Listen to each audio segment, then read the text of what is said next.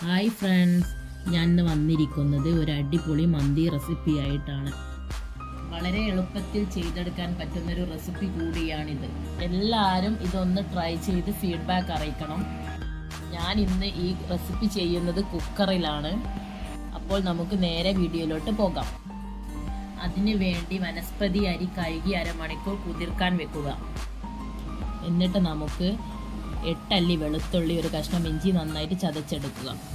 അതിനുവേണ്ടി ചിക്കനിലോട്ട് 1 സ്പൂൺ മുളക് പൊടി, 1/2 ടീസ്പൂൺ മഞ്ഞൾപ്പൊടി, 1 സ്പൂൺ മല്ലിപ്പൊടി, 2 സ്പൂൺ മന്തിപ്പൊടി, കുറച്ച് വിനാഗിരി, 2 സ്പൂൺ വിനാഗിരിയും ചേർത്ത് കുറച്ച് ഉപ്പും ചേർത്ത് വെളുത്തുള്ളി ഇഞ്ചി ചതച്ചതും ചേർത്ത് നന്നായിട്ട് മിക്സ് ചെയ്യുക.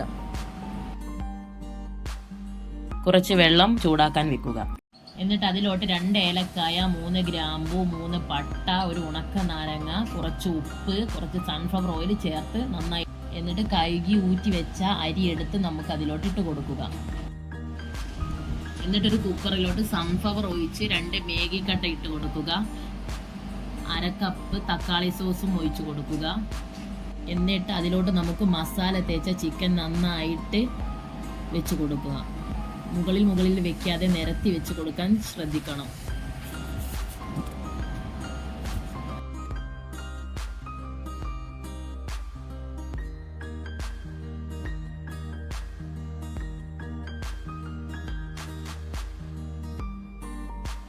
ഇനി ചിക്കൻ ഫ്രൈ ചെയ്തെടുക്കുക.